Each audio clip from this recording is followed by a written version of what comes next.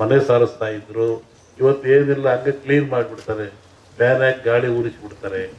ಇಂಥ ಅವ್ಯವಸ್ಥೆ ಬಂದಿರೋದ್ರಿಂದ ಕ್ರಿಮಿಕೀಟಗಳು ಮನೆಯಲ್ಲಿ ಆವರಿಸಿದು, ಮನಸ್ಸಿನಲ್ಲಿ ಆವರಿಸಿದು, ಶರೀರದಲ್ಲಿ ಸೇರಿದು. ಇದಕ್ಕೆ ಬಹಳ ಚಿಂತನೆ ಮಾಡ್ಬೇಕು ಇವತ್ತೆಲ್ಲರೂ. ಇನ್ನೊಂದು ರೂಪ ತಗೊಳುತ್ತೆ, ಇದು ಗಾಳಿ ರೂಪಕ್ಕೆ ಬರುತ್ತೆ ಮುಂದೆ. ನಿನ್ನೆ ಹೇಳಿದ್ದೀನಿ ನಾನು, ಇದು ಗಾಳಿ ಮಧ್ಯಮವಾದರೂ ತೂಕವಾಗಿದೆ. ಮುಂದೆ ಬರುವಂಥದ್ದು ಗಾಳಿ ರೂಪವನ್ನು ತಗೊಳುತ್ತೆ. ಯಾಕೆ ನನ್ನ ಹತ್ರ ಕೇಳಿದಲ್ಲ. ನಿನ್ನೆ ಒಂದು ಖಾಸಗಿ ಕಾರ್ಯಕ್ರಮದಲ್ಲಿ ಬೆಂಗಳೂರಿನಲ್ಲಿ ಸಿದ್ದರಾಮಯ್ಯ ನಾವು ಮಾತಾಡ್ತಾ ಇದ್ವಿ. ಅವ್ರು ಹೇಳಿದರು, ನನಗೂ ಕೊರೋನಾ ಬಂದ್ಬಿಡುತ್ತೆ ಗುರುಗಳೇ, ನಿಮ್ಮ ಟಿ ವಿ ನೋಡಿದೆ ಇನ್ನೂ 3 ವರ್ಷ ಹೋಗಲ್ಲ ಅಂತೀರಾ, ಹೆಂಗೆ ಮಾಡೋಣ ಅಂತ ಹೀಗೆ ತಮಾಷೆ ಮಾಡ್ತಾ ಕೂತಿದ್ವಿ.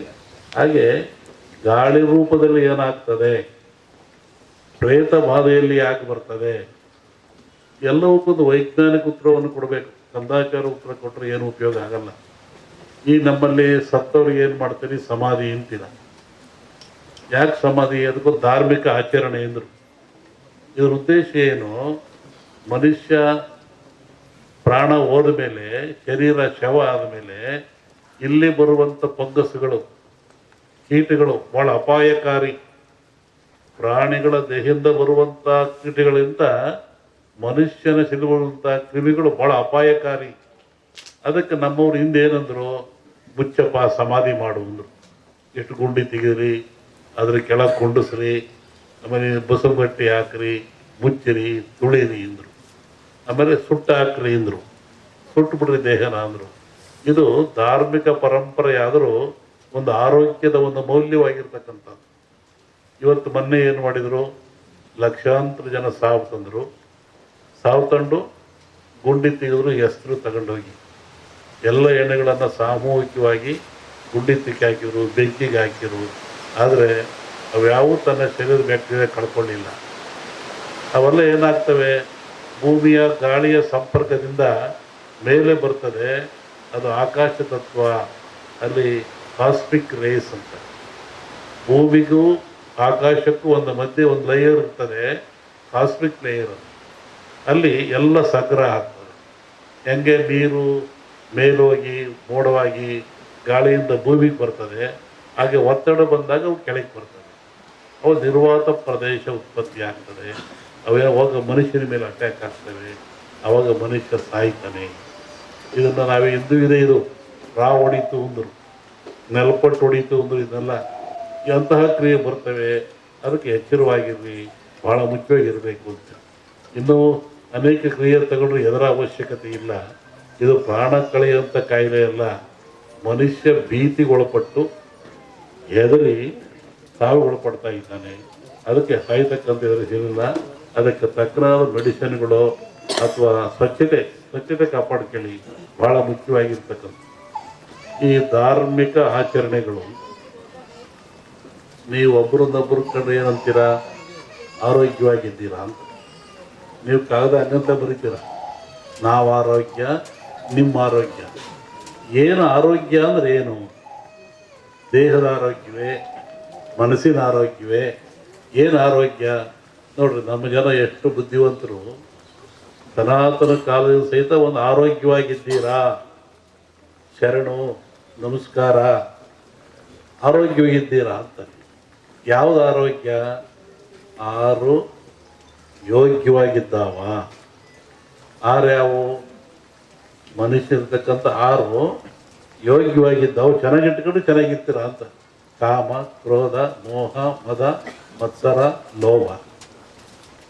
ಕಾಮಕ್ಕೊಳಗಾಗಬಾರದು, ಮತ್ಸರಕ್ಕೊಳಗಾಗಬಾರದು, ಲೋಭಕ್ಕೊಳಗಾಗಬಾರದು, ಕ್ರೋಧಕ್ಕೊಳಗಾಗಬಾರದು, ಆಶೆಗೆ ಒಳಗಾಗಬಾರದು. ಈ 6 ಚೆನ್ನಾಗಿಟ್ಕೊಳ್ಳಿ. ಅದಕ್ಕೆ ಆರೋಗ್ಯವಾಗಿದ್ದೀರಾ. ನಾವು ಕೇಳೋ ಜನ ಕೇಳೋದು ಕಲ್ತ್ಕೊಂಡ್ವಿ, ಒಳಗಿನ ತತ್ವ ನಮಗೆ ಬರಲಿಲ್ಲ. ಇವತ್ತು ಹಬ್ಬ ಆಚರಿಸ್ತೀವಿ, ಸಮಾರಂಭಗಳನ್ನು ಮಾಡ್ತೀವಿ, ಕಾರ್ಯಕ್ರಮ ಮಾಡ್ತೀವಿ ಅಂದರೆ ಅದರ ಮೂಲ ಉದ್ದೇಶ ನಾವು ತಿಳ್ಕೊತಾ ಇಲ್ಲ. ಆ ಮೂಲ ಉದ್ದೇಶ ಏನು ಅಂದರೆ ಮನುಷ್ಯನಿಗೆ ಆರೋಗ್ಯದಾಯಕವಾಗಿರಬೇಕು, ಖುಷಿ ಇರಬೇಕು, ನೆಮ್ಮದಿ ಇರಬೇಕು ಅಂತ. ಹಿಂದಿನ ಕಾಲದಲ್ಲಿ ಒಂದು ಧರ್ಮ ಆಚರಣೆ ಇತ್ತು. ಗುರುಗಳು ಭಕ್ತನ ಉದ್ಧಾರಕ್ಕಾಗಿ ಸಮಾಜದ ಶ್ರೇಯಸ್ಸಿಗಾಗಿ ತಾನೇ ನೋವು ತಗೊಳ್ತಾ ಇದ್ದ. ಹೇಗೆ ನೋಡಿ, ಈ ಭಾಗದಲ್ಲಿ ಕಮ್ಮಿ. ಅದು ಉತ್ತರ ಕರ್ನಾಟಕ ಹೋದ್ರೆ ಜಂಗಿನವ್ರು ಕುಂತ ಇದ್ರು.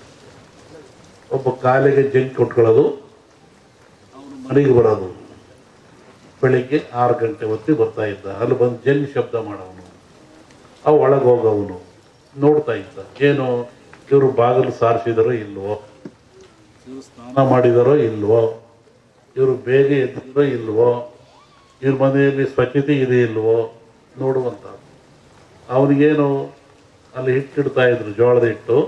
ಒಂದೇ ಇಡಿ ಹಿಟ್ಟು ತಗೊಳ್ಳೋದು, ಜಾಸ್ತಿ ತಗೊಳಂಗಿಲ್ಲ. ಕಾಯಿಕ ದಾಸೋಗ ಅಂತ ಒಂದಿಡಿ ಜೋಳದ ಹಿಟ್ಟು ತಗೊಳ್ಳೋದು, ಜೋಳಿಗೆ ಹಾಕಿರೋದು. ಈಗ ಎಲ್ಲಾರ ಮನೆಗೂ ಹೋಗ್ತಾ ಇದ್ದ ಅವನು. ಎಲ್ಲರ ಮನೆಗೂ, ಯಾರ ಮನೆಗೆ ಎದ್ದಿಲ್ಲ ಹೇಳೋನು, ಎದಲ್ರಿ, ಸ್ನಾನ ಮಾಡ್ರಿ, ಬಾಗಿಲು ಸಾರಿಸ್ರಿ, ಅಡುಗೆ ಮನೆ ಸ್ವಚ್ಛರಿ, ಪಾತ್ರೆ ಬೆಳೆದ್ರಿ, ಮಕ್ಕಳಿಗೆ ಸ್ನಾನ ಮಾಡಿಸ್ರಿ ಹೇಳ್ತಾ ಇದ್ರು. ಅವರು ಮಾಡಲಿಲ್ಲ, ಕೆಲವರು ಬಿಟ್ಟು. ಅದಕ್ಕೆ ಏನು ಮಾಡ್ತಾ ಇದ್ರು, ಅಲ್ಲೊಬ್ಬ ಮಠಸ್ಥರು, ಸ್ವಾಮಿಗಳು, ಮಠ ಅಂತ ಇರ್ತಾ ಇದ್ರು.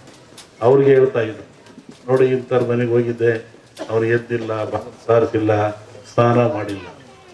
ಅವಾಗ ಅವರೇನು ಮಾಡಿರೋರು, ಶಸ್ತ್ರಪವಾಡ ಅಂತ ಕಳ್ಸರು, ಮುಳ್ಳಾವಿಗೆ.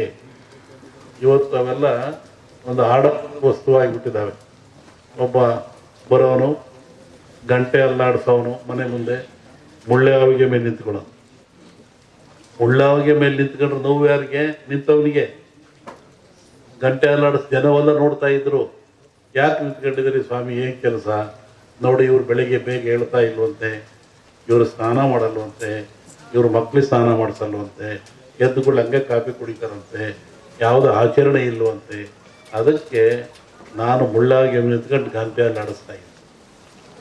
ಒಬ್ಬ ಭಕ್ತನ ಉದ್ಧಾರಕ್ಕಾಗಿ ಒಂದು ಸಮಾಜದ ಏಳಿಗೆ ಎಂಥ ವ್ಯವಸ್ಥೆ ಇಟ್ಟಿತ್ತು ಸಮಾಜ ಹಿಂದೆ. ಒಬ್ಬ ಗುರು ಬಂದು ನೋವು ತಗೊಳ್ತಾ ಇದ್ದ. ಅವಾಗ ಅವನು ಬಂದು, ಇಲ್ಲ ಸ್ವಾಮಿ, ಇನ್ಮೇಲೆ ಹಂಗೆ ಮಾಡಲ್ಲ ನಾನು ಅಂತೇಳಿ ಅವ್ರಿಗೆ ನಮಸ್ಕಾರ ಮಾಡಿ 4 ಕಾಣಿ ಕೊಡ್ತಾ ಇದ್ದ. ನೋಡಿ, ಕಾಯಕ ಸಿಕ್ಕಾಪಟ್ಟ ದುಡ್ಡು ತಗೊಳಂಗಿಲ್ಲ. ಒಂದಿಡಿ ಹಿಟ್ಟು ಅವಂದು, 4 ಕಾಣಿ ಇವನಷ್ಟೇ ಇಳಿದು ಹೋಗ್ತಾ ಇತ್ತು. ಅದಕ್ಕೂ ಮೀರ್ತಿದ್ರು ಕೆಲವರು. ಆವಾಗ ಅವ್ರಿಗೆ ಶಸ್ತ್ರಪವಾಡ ಮತ್ತೊಬ್ಬರನು ಅವನ ಮನೆ ಮುಂದೆ ಬಂದು ಮುಳ್ಳಾವಿಗೆ ಮೆಟ್ಕೊಂಡು ಈ ಬಾಯಿಗೆ ಉದ್ದಕ್ಕೆ ಈ ಬಾಣದಂಗೆ ಇರುತ್ತಲ್ಲ ಶೂಲ, ಅದು ಚುಚ್ಕೊಂಡ್ಬಿಡ್ತಿದ್ದ. ರಕ್ತ ಬೀಳ್ತಾ ಇತ್ತು. ಮತ್ತೆ ಗಂಟೆ ಅಲ್ಲಾಡಿಸೋನು. ಎಲ್ಲ ಜನ ಸೇರೋರು, ಯಾಕೆ ಇವನು 5ನರಿಗೂ ಬೆಲೆ ಕೊಡಲ್ವಂತೆ, ಆ ಪೂಜೆನೂ ಮಾಡಿಲ್ವಂತೆ, ನೋಡಪ್ಪ ಇವನು ಅಂತ. ಹಂಗೆ ನೀನ್ಯಾಕೆ ನೋವು ತಗೊಳ್ತೀಯ? ಅವರ ಉದ್ಧಾರಕ್ಕಾಗಿ. ಇವು ಮಠಗಳು, ಮಾನ್ಯಗಳು, ಹಿರಿಯರು ಒಂದು ಸಮಾಜವನ್ನು ಸಿದ್ಧುವಂತ ಸಂಕೇತ.